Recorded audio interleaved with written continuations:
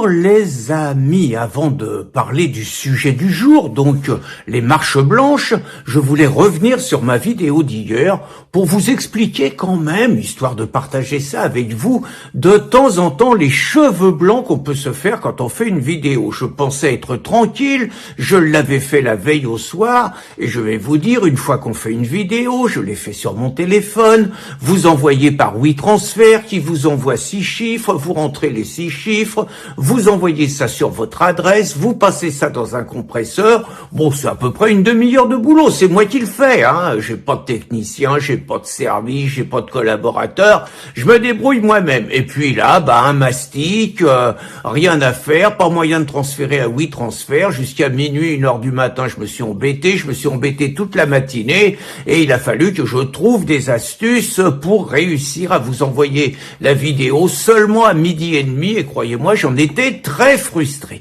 Bon, maintenant, on parle du sujet, donc, les marches blanches. Alors, avant d'aborder la marche blanche, je trouve que ce qui se passe autour de l'assassinat, faut le dire comme ça, le pogrom musulman anti-français, faut utiliser les bons mots, donc qui ont occasionné le décès de Thomas Perotto, donc 16 ans, petit môme bien, joueur de rugby et tout.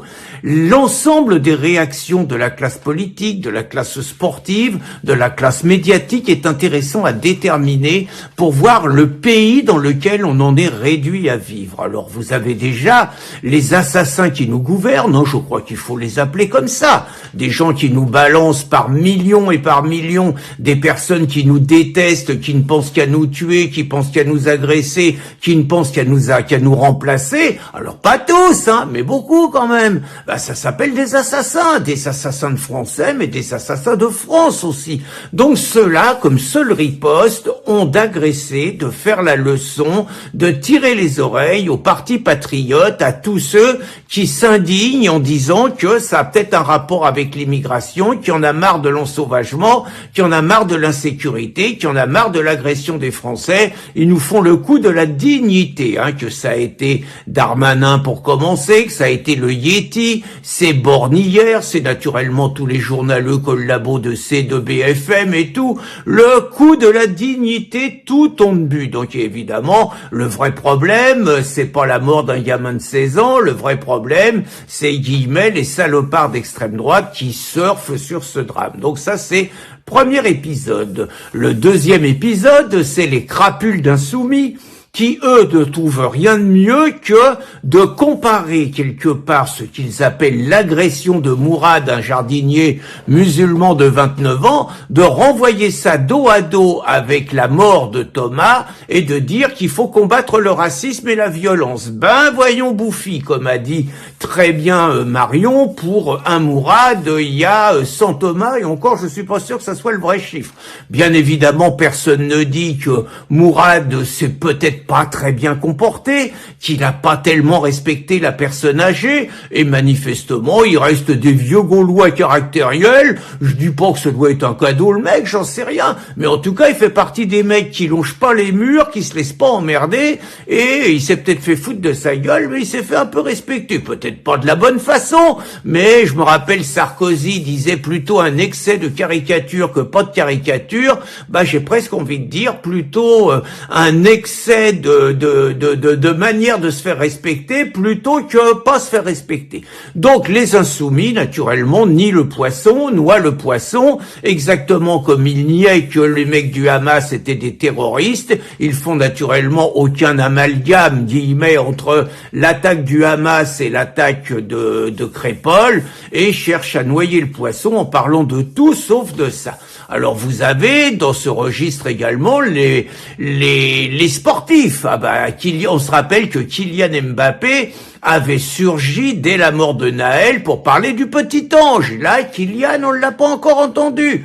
Antoine Dupont, qui avait pas supporté que Valeurs Actuelles supporte l'équipe de rugby, qui est un mec qui avait par ailleurs appelé à voter Macron contre Marine quand même. Antoine Dupont, c'est le symbole de l'équipe de France de rugby quand même. Le môme, c'est un joueur de rugby, capitaine de l'équipe junior, et il a pas encore trouvé le temps de ramener sa gueule. Toujours pas. Il est sans doute très pris, sans doute. En tout cas, on l'entend pas. Et puis, les partis patriotes, très franchement, chapeau bas, que ça soit le Rassemblement National, que ça soit Reconquête, les mecs ont fait ce qu'il fallait faire, franchement, ils ont bataillé pour imposer que ça ne soit pas classé comme un simple fait divers, ils ont essayé de mettre les bons mots, Marion a été excellente, les députés RN ont été excellents, franchement, ils se sont battus vaillamment, trop seuls, dans cette affaire. Et puis, vous avez le peuple. Le peuple, c'est les amis, la famille de Thomas, je veux dire, qui ont fait une marche blanche à Romans, une marche blanche suivie par 6000 personnes. Alors, loin de moi l'idée, je comprends la détresse, c'est bien qu'ils aient envie de faire quelque chose ensemble, tout ça je le comprends, et je veux surtout pas me poser en donneur de leçons et tout, mais très franchement, lâcher de ballon sur le stade, tout ça, je suis désolé, mais pour moi c'est insupportable. Et encore une fois, je fais pas la leçon, c'est insupportable, c'est exactement comme les Je suis Charlie, où on parle de lutter contre l'islamophobie, mais il n'y a pas un mot contre la religion des assassins. C'est exactement le rassemblement contre l'antisémitisme où vous avez en première ligne tous les assassins, tous les salopards qu'on fait rentrer des millions d'antisémites en France. Enfin, c'est insupportable de récupération et surtout de platitude, quoi. C'est-à-dire que les coupables ne sont pas désignés. Moi, très franchement, j'en ai marre, j'irai jamais. Je souhaite vraiment, c'est ma hantise, ne jamais être confronté au drame qu'ont connu les parents, les amis et tout. Mais je me vois pas aller dans une marche blanche où on se contente de marcher en pleurant.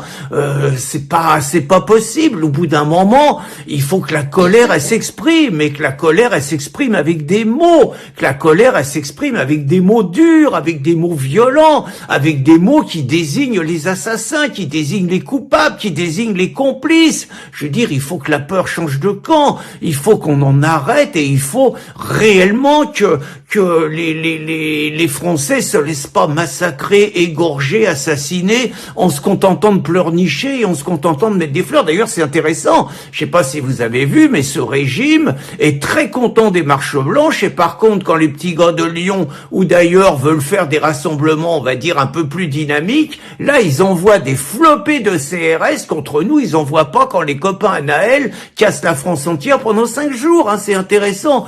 Donc, bien évidemment, je vais pas vous dire ce qu'il faut faire en outre pour se faire respecter, mais enfin, je veux dire, au moins des rassemblements où la colère s'exprime avec des mots, où on cible les coupables, c'est des musulmans, c'est l'islam, c'est des envahisseurs, c'est des racailles, et les complices, c'est tous les immigrationnistes, enfin, et qu'on les traite d'assassins. Je veux dire, j'espère un jour voir ça quand même.